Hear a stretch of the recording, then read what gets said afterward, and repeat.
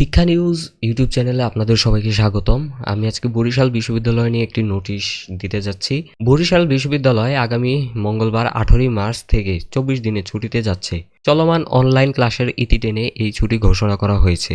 বিশ্ববিদ্যালয় কর্তৃপক্ষের পক্ষ থেকে রোববার অর্থাৎ 16ই মার্চ এক বিজ্ঞপ্তিতে এই তথ্য জানানো হয়। এই ছুটির মধ্যে পবিত্র মাহে রমজান, মহান স্বাধীনতা ও বিজয় দিবস, শবে কদর এবং ঈদুল ফিতর উপলক্ষে ছুটি অন্তর্ভুক্ত করা হয়েছে। এই ছুটি কতদিন থেকে কতদিন থাকবে এটা টেবিল চার্টের মাধ্যমে উল্লেখ করা হয়েছে। ক্লাস বন্ধ থাকবে 18 মার্চ থেকে 10 এপ্রিল পর্যন্ত অর্থাৎ 24 দিন। অফিস বন্ধ থাকবে 26 মার্চ থেকে 10 এপ্রিল অর্থাৎ 16 দিন।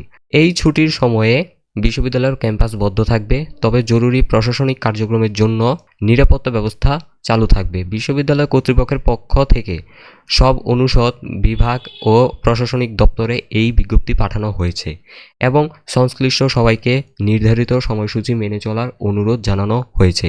গত 3 মার্চ বরিশাল বিশ্ববিদ্যালয়ের রমজান মাসে অনলাইন ক্লাস নেওয়ার ঘোষণা দিয়েছিল।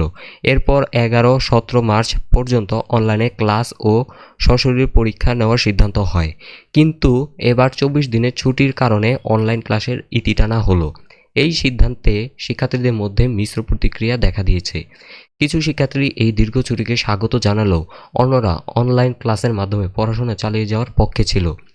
এই ছুটির মূল কারণ হলো পবিত্র রমজান মাস, মহান স্বাধীনতা ও বিজয় দিবস, শবে কদর এবং ঈদুল ফিতর। রমজান মাসে মুসলিম শিক্ষার্থী ও শিক্ষকদের জন্য ইবাদত ও রোজা পালনের সুবিধা দেওয়া এই ছুটির একটি বড় উদ্দেশ্য। এছাড়া 24 মার্চ মহান স্বাধীনতা ও বিজয় দিবস জাতীয় দিবস উপলক্ষে দেশের অন্যান্য প্রতিষ্ঠানের মতো বরিশাল বিশ্ববিদ্যালয় ছুটি পালন করবে। শবে কদর এবং ঈদুল ফিতর উপলক্ষে এই ছুটি আরও বাড়ানো হয়েছে। ঈদুল ফিতর মুসলিম সম্প্রদায়ের সবচেয়ে বড় ধর্মীয় উৎসব। এই সময়ে পরিবার ও আত্মীয় স্বজনের সাথে সময় কাটানোর জন্য এই ছুটি খুবই গুরুত্বপূর্ণ।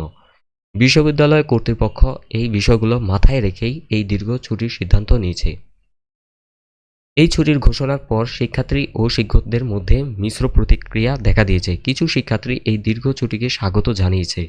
তারা মনে করে এই ছুটির মাধ্যমে তারা পরিবার ও আত্মীয় স্বজনের সাথে সময় কাটানোর পাশাপাশি নিজেদের ধর্মীয় ও সাংস্কৃতিক কাজে মনোনিবেশ করতে পারবে। অন্যদিকে কিছু শিক্ষার্থী এই ছুটির কারণে তাদের পড়াশোনা ক্ষতি হওয়ার আশঙ্কা প্রকাশ করেছে। তারা মনে করে অনলাইন ক্লাসের মাধ্যমে পড়াশোনা চালিয়ে যাওয়া উচিত ছিল। বিশেষ করে যারা পরীক্ষার প্রস্তুতি নিচ্ছে তাদের জন্য এই ছুটি কিছুটা চাপ সৃষ্টি করতে পারে। শিক্ষকদের মধ্যেও এই ছুটি নিয়ে মিশ্র প্রতিক্রিয়া দেখা গেছে। কিছু শিক্ষক মনে করেন এই ছুটির মাধ্যমে শিক্ষার্থীরা তাদের ধর্মীয় ও সাংস্কৃতিক কাজে মনোনিবেশ করতে পারবে, তবে অন্যরা মনে করেন এই দীর্ঘ ছুটির কারণে শিক্ষার্থীদের পড়াশোনার ধারাবাহিকতা বিঘ্নিত হতে পারে। এই ছিল আজকের এই নোটিশটা। আপনারা বিস্তারিত আরও নোটিশটা পড়ে নেবেন। এখানে আরও কিছু লেখা আছে, আপনারা দেখে নেবেন।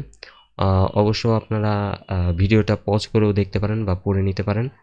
আমি ভিডিও ডিসক্রিপশনে আমি এই খবরটির লিঙ্কটা দিয়ে দেবো বা নোটিশটার লিঙ্ক দিয়ে দেবো, আপনারা সেখান থেকে দেখে নেবেন। এছাড়া ভিডিওটি লাইক করবেন আর অবশ্যই চ্যানেলটা সাবস্ক্রাইব করবেন। আমি প্রতিনিয়ত এরকম নোটিশ দিতে থাকবো, আপনারা অবশ্যই দেখবেন।